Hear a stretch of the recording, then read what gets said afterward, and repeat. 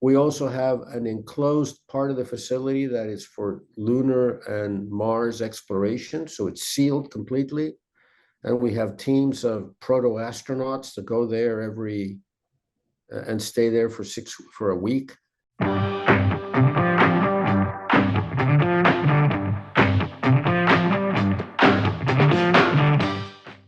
Good evening, good afternoon, and good morning to everybody who's joining our podcast.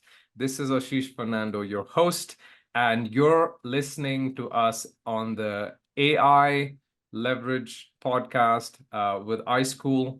And today we have with us a special guest, Dr. Joaquin Ruiz from the University of Arizona, who's here with us to share some of his thoughts. Dr. Ruiz, welcome to our podcast. Thank you very much, and thank you for inviting me. It's a pleasure. Pleasure's ours. First of all, Arizona. Tell us how you landed in Arizona. Very special place. I live in Utah, and I do travel to Arizona quite a lot, but requires a certain type of person with a certain type of mindset to live in Arizona. Tell us a little bit about your background and how you got there. It's a very improbable story, but I was born in Mexico City, so wow. I'm a big city person, and I came to the United States after getting my PhD, my bachelor's degree at the National University of Mexico. I came to the University of Michigan, where I got a PhD in geochemistry. So I'm a geologist and a chemist. And my main interest throughout my professional career has been trying to understand the chemical evolution of the Earth. How does it get an atmosphere? How does life start? So I've always dealt with a deep history of the Earth using chemical tools as proxies to tell us what the history was. The beauty of my field and my profession is that nobody can prove me wrong, because what happens 4 billion years ago happens 4 billion years ago. It's truth set in stone, literally. That's exactly right. But so I came to the University of Arizona because it has one of the most distinguished programs in geosciences in the world, really. And I was lucky enough to apply for a job that they had, and I got the job. And I've been here since. So I've been here since 1983. And as you point out, you need a very special, yeah, one of those people that never moves. When I first came here, you're right, it was a bit of a challenge for me to live in this kind of an environment. And also, whatever, 30 years ago or 40 now almost, the place was way smaller. So it was a very small town with not all of the things that I was used to, which was music and festivals and all the kinds of things that happen in a big city like Mexico City. Anyway, I applied here. I got the job. I've had a blast professionally. I then became department head of geosciences, and then I became the dean of the College of Science for 20 years. A very distinguished college that goes from computer sciences is in that college, and it goes all the way from psychology to planetary sciences. So it was a blast. I mean, every day I learned new things, and that's what's always kept me going, learning things every day. Fantastic. So after that, I had the opportunity to run Biosphere 2, which is what I do now. And I've been running Biosphere 2 for about 15 years now. And Biosphere 2 is an amazing operation, which is really almost at the core of the challenges that we see today because of the consequences of global climate change. So if you think about the two challenges or the three challenges probably that you focus on, one is mobility of students, right? Mm-hmm. So Biosphere 2 is a magnet for people that are interested in complex systems that have to do with the earth, the environment, and food production. So, so in that regard, it focuses on one of your interests. The other interest is the interdisciplinarity that biosphere represents. So it's an enormous facility with the biggest indoor ocean and the biggest indoor rainforest and the biggest mangrove operation under glass. And they work as ecosystems. They don't work as greenhouse kind of thing. They all connected. They're all working it's big enough to be ecosystems in each case. And we're addressing the challenges of trying to understand what's going to happen to our environment as global climate change progresses. So as you well know, global climate change happening is not an issue anymore. It's not an issue anymore that it's because of greenhouse gases. It's not an issue anymore because that the greenhouse gases are significantly produced by mankind, humankind. So all that stuff is core of science these days. But what we really are struggling with is what are the consequences, right? And as an example of those consequences was Hurricane Katrina, or the hurricane that just hit the coast of Mexico, which went from a tropical storm to a Hurricane 5 in 24 hours. Yeah. Those kinds of observations are hard to get through if you just look at global climate change through its past. So another way of saying it is that the systems have become chaotic, and the only way to try to understand these systems is if you do experiments. That's science. And biosphere is a perfect place because of its scale to get those experiments going. What's going to happen to a rainforest if it doesn't rain on it for 6 months? That's the only place we can do that experiment. What happens if we bring corals? Yeah, what happens if we bring corals from the Red Sea and put them in an environment like the Bahamas? What are the unintended consequences of that kind of stuff? And we can do So that the in our ocean. biosphere actually helps you control the variables of climate Correct. within an enclosed, controlled sort of environment, and then Yep. study the changes.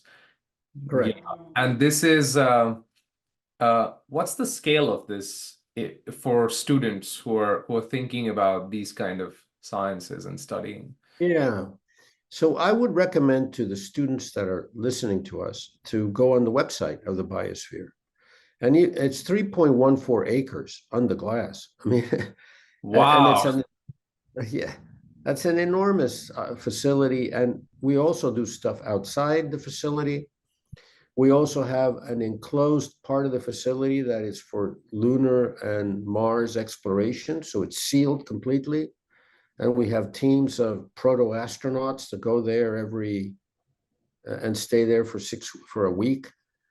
Yeah. So my point, though, which is important to your students, is that not only do we need to get the data to try to understand what's going to happen to the future, and as an example of three huge experiments that we've done, one, which is an old experiment, it was an experiment that was done in the 90s when the CO2 in our atmosphere was 360 ppm.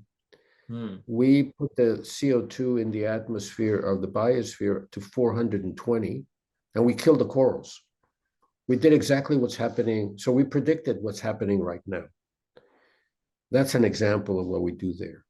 The other experiment I just mentioned is that it was a huge experiment funded by the European Union on what happens to rainforests if there's a drought that's 6 months old, 6 months or more. Will you kill it? Will you not kill it? What are the mechanisms? What's the physiology of the plant's response? And of course, you can't go to any rainforest out there and do that because it rains when you don't want it to rain, or you can't control the variables. So in Biosphere 2, you just don't open the spigot and it doesn't rain, kind of stuff. But we can measure then how all these plants respond.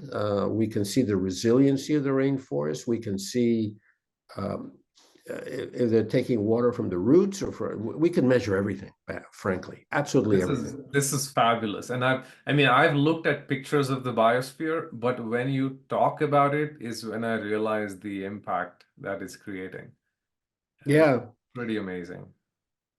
We have a third experiment, which is, I think, the most telling experiment. Well, two. One of them, the most telling way that the biosphere is useful. Again, it's all about its scale and control. But one of them, we have an experiment called the Landscape Evolution Observatory. And we know that we understand pretty well hydrology in semi-arid environments. You know, if it rains in a mountain, um, how long does it take for the water to get from the top to the rivers? We don't actually know that, but we can do those sorts of experiments at the biosphere. That's fabulous. And what happens when vegetation changes? What happens to water in a semi-arid environment as vegetation changes? And there are three things broadly that can happen to water: change in evapotranspiration, which is important because it's the amount of humidity that goes up back into the air. How much runoff, which is the water that's useless because it runs off, and how much goes in the underground that can be used at some point or another for farming or for whatever. So understanding the fate of water as vegetation changes is a huge problem. It sounds boring, but it's a huge problem with huge consequences for cities like ours in Tucson that live out of that kind of water, right? Anyway, those are the kinds of, and that experiment that we created, the Landscape Evolution Observatory, was an experiment that was created by atmospheric scientists, geoscientists, hydrologists, ecologists. So they all sat in a room for a year to try to figure out how to create an experiment that was critical, and that they all had to discuss it. So the interdisciplinarity and the pandisciplinarity of what can be done at Biosphere is quite significant. This is fascinating. And I think these are the kind of stories that students want to know about. So I'll come Yeah. to kind of, how we're helping students and all of that. But I want to take this opportunity to just talk about not just where the students are learning. I mean, we'll put pictures and videos of the biosphere when we publish this podcast, but just talking about you, Dr. Ruiz. I mean, I want to make sure our listeners understand this is not a person who's like running the show for the last 2 years, 5 years. This is Dr. Ruiz has been doing this for almost the entirety of his career, right? Like, Yeah. I was just reading about your bio, and I want to tell our listeners that Dr. Ruiz, so he was appointed VP of Global Environmental Futures. This is in 2019, right? Correct my stats if I got it wrong. Uh, you served as the chair and director of Biosphere. You're still serving since 2013, so that's almost 11 years Yeah. now. And then you served as the president of the Geological Society of America for a couple of years, right?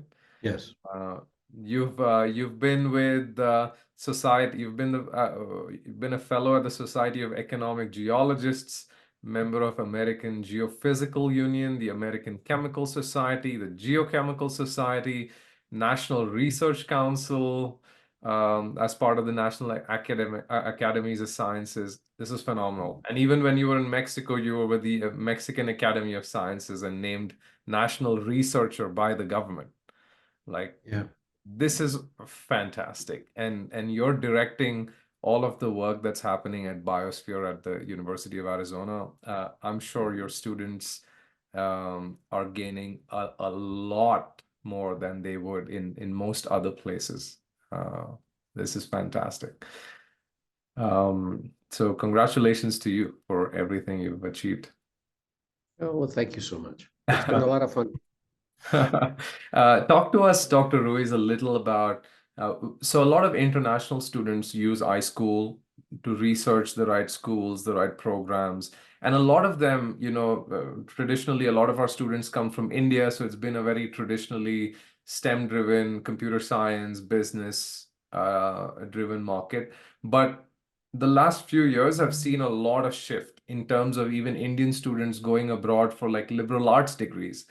And a lot of interest in non-STEM programs as well. How's it like for international students? Do we have any international students studying and making use of the biosphere, and what are typically prospects for like job prospects and just work prospects for students who come and graduate from your department at University of Arizona? Just would like to get a broad stroke of it. Okay, sure.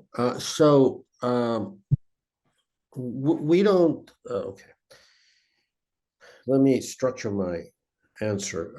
The biosphere is not a department. It's not a department, right? It's a facility. It's an institute. It's an institute, and people use it. You can imagine the biosphere as a telescope or as a ship that you use as a platform to do research, which you can access when you're doing your degrees, right? So if you're getting a degree in geosciences or in hydrology, you may have the opportunity to work at Biosphere 2. We also hire people, but we don't have an undergraduate degree. Degree specifically, yeah. Yeah, we do not have an undergraduate degree, but anybody that comes to the University of Arizona has the opportunity of using a tool if you're interested in the environment and you're interested in, again, in food production, and I can discuss a little bit about those programs. You have the opportunity to use a facility that nobody has. Okay? Understood. And that's important.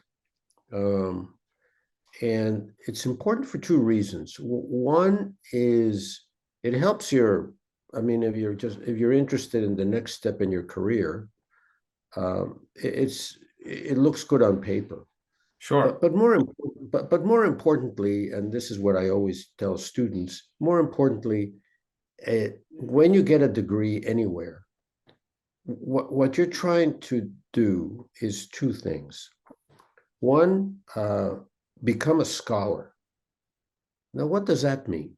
It means that you have the opportunity to be inquisitive about stuff. And the more flexibility the institution has through equipment or through faculty or through its culture to make you inquisitive, you will succeed in life. And an example of that is that many of the CEOs of technical companies are liberal art people. People got a degree in liberal arts. That is true. It's an important observation. It is. When you want to get let's assume you want to get a job in Google. More than likely, when you get the job, it's because of your technical prowess. But if you really want to make a difference in that, and to you and to the world and everybody else, that technical thing is only one thing. You want to be somebody with imagination, and you want to be somebody that loves to learn. And facilities like the Biosphere, I think, do it because it's like an icon of all possibilities. Yeah. It's just, you just look at it and you say, Jesus, if somebody built this thing to try to understand the world, almost anything can be done. Absolutely. Yeah. It's even, I mean, I saw like this drone footage of like the land around it and the biosphere. It is pretty dramatic. It kind of it tells you the extent of human imagination, and yeah, it's just the way it's built. It's just beautiful. Beautiful. Yeah. Um, There's a for your students, and maybe you should look at it. Maybe I'm wrong about this, yeah. but the people that invented the biosphere, not the people that in the end designed it and stuff, because those were scientists, but the people that invented the biosphere, there's a a program in, I think it's in Prime Video, called Spaceship Earth. That's the name Okay. of the, all right. And it talks about the people that thought about it. And the people that thought about the biosphere were artists. They were artists in San Francisco in the 60s that had a troupe called a Theater of All Possibilities. So these were people that were quite interesting. And they went from San Francisco to New Mexico, and they created a organic farm when organic farming was just beginning. But then these guys talk about it, talk about amazing. They went back to Oakland, California, and they built a concrete ship that traveled around the world. This concrete ship still is floating outside of London, so it still works. But they Really? went around, yeah, they went around the world trying to understand how the Earth works. And these were 19-year-old people. And somehow or another, this is where luck and There's a serendipity. there's a ship made of concrete. Yeah, actually, it's not old technology. It's old technology, but the fact that these people that were so young decided to take it on and do it, in some ways, to me, is more amazing than building the biosphere, because engineers and architects and science, all kinds of scientists did that. Yeah, But it was through the efforts of this artist community. Isn't that amazing? that is pretty fantastic. Wow. And I Yeah. just Googled Spaceship Earth, yeah, and it's basically all done at the biosphere, yeah. Yeah, they use the biosphere as a hook. It's Okay. basically the history of this group. Wow. This is all good stuff. And I see a bunch of people swimming in the water. So that's, I'm assuming, where all the corals are underneath. Yeah, Uh, yeah. and it's all still operational, right? The whole thing, the corals and everything. Yes. The only difference between when they ran it and now is that there were biospherians that lived in the biosphere for 2.5 years. Oh, wow. And that was a funky experiment, which basically was mostly a psychological experiment that didn't go very well. But but the but we don't run the biosphere sealed anymore because it's so expensive. I mean, we save $1.5 million in electricity a year by running it with passive heating and cooling. But we can control everything. We can measure everything, and so we don't need it sealed. In other words, Okay. we don't crank up the CO2 anymore to 600 ppm. We don't do that kind of stuff. Yeah, okay, But got we it. could seal parts of it. So when we did the study in the rainforest, we sealed the rainforest because we needed to change the chemistry of the atmosphere in the rainforest. So we can still do that. But the point is that the whole thing is not sealed anymore. Okay, understood, understood. Well, this is fascinating. Wow. Are people allowed to visit the biosphere? Oh, yeah, we get about 100,000 people a year visiting. Wow, that's fantastic. Well, you're gonna get +1 soon. Okay. Well, I when would. you come, I will give you a VIP tour. Oh, thank you. I appreciate it. I appreciate it. Hearing from the man himself would be something special. Well, And and you'll get to see places that others can't, which is interesting. yeah, okay, okay. Wow, the secret spots that cannot Well, yeah, right. They're not secret. They're just not accessible to everybody. not accessible. Yeah, got it, got it. No, I would love to get a tour. And I mean it's a pretty long drive, but my wife and I we drive down all the time because we love the border between Utah and Arizona. There's just so much Yeah, going on there. it's beautiful. It's beautiful there. So, we'll definitely figure out a time to come.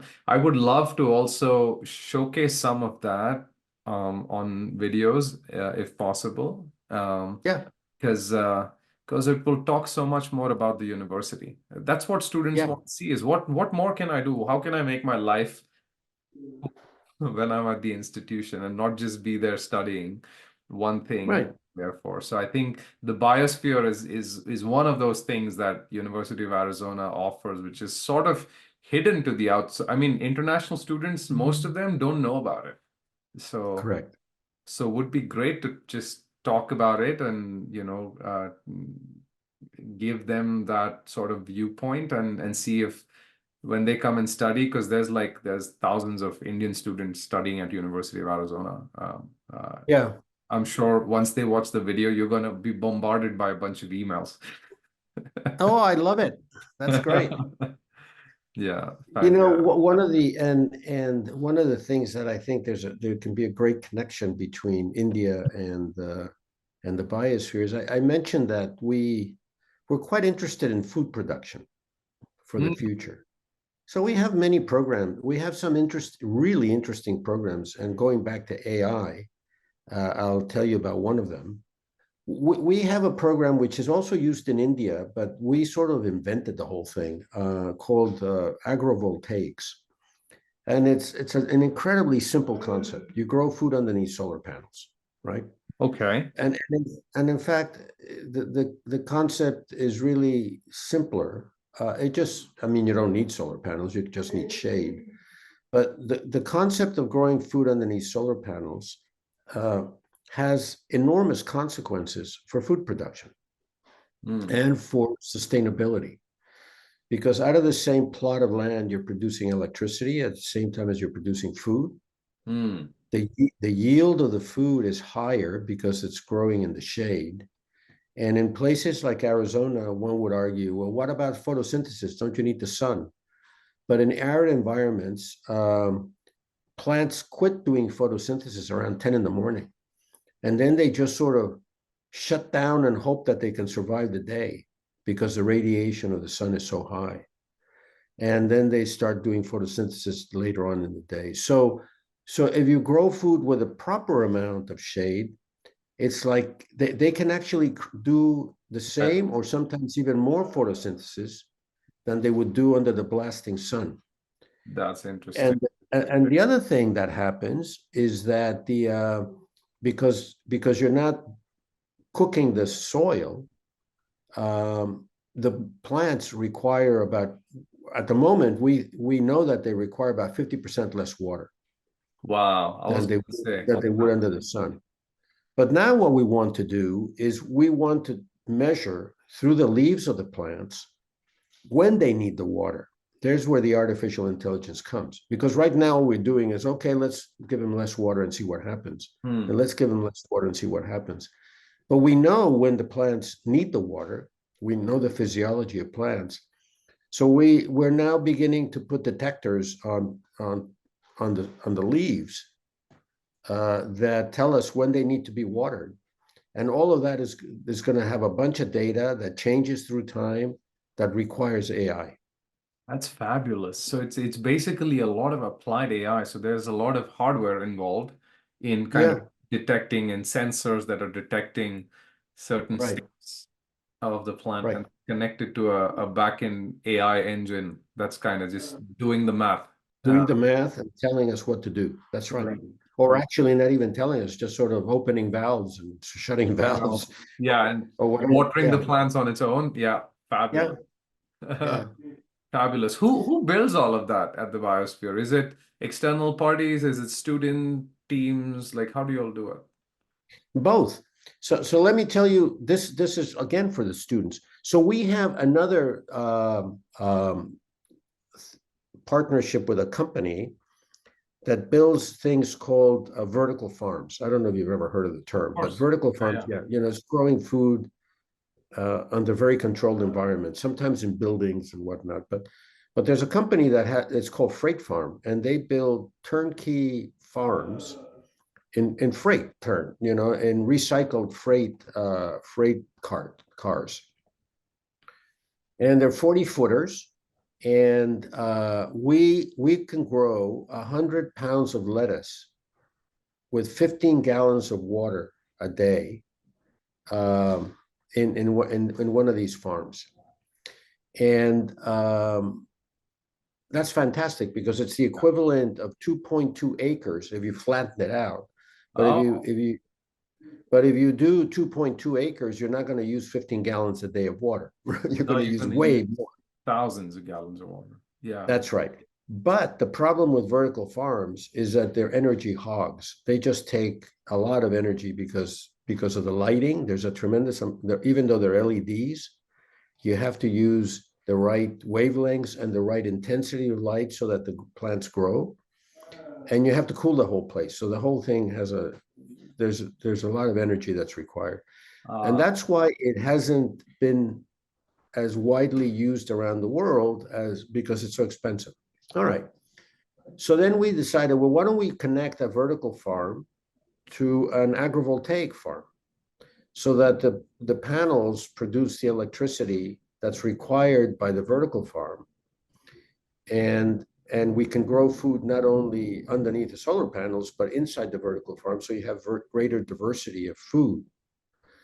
And what we did, we came up with the idea, and then we went to the College of Engineering, where they have a thing called capstone experiences. They get groups of engineering students in their last semester or year to focus on a problem. And they created a system in which we can put it all together. And now we're going to do that. We're working on putting one of these things together. The students figured out the connectivity, the amount of solar panels required, all of the stuff that was needed in engineering ways so that we could actually build it. So there you go, students creating something from nothing, which my view is that something like this, if we put batteries on it, could be installed anywhere off the grid and produce food. I love it. I love the concept. And yeah, I mean, initially when you talked about the 2 acres versus the 40-footer, I was wondering why it's not done in mass scale, but I get it. Yeah, and these are metal containers, yeah. So they get Yeah, heated. it's the kind of containers that you see that they come in ships and then they put on trains or on trucks. Yeah. Okay. Yeah. And So the usual freight container. Yeah. yeah. Well, this is great, Dr. Ruiz. I mean, I'm amazed at all the work that you and your team are doing, and I would love to get a chance to come see it in action. You and all your friends can come. Fantastic. Well, thank you so much, Dr. Ruiz, for joining us on our podcast. And Okay. students and parents, teachers, and education folks, this is a time for you to learn about people like Dr. Ruiz who are behind the scenes, building not just education, but building the world around us. Thank you so much, Dr. Ruiz.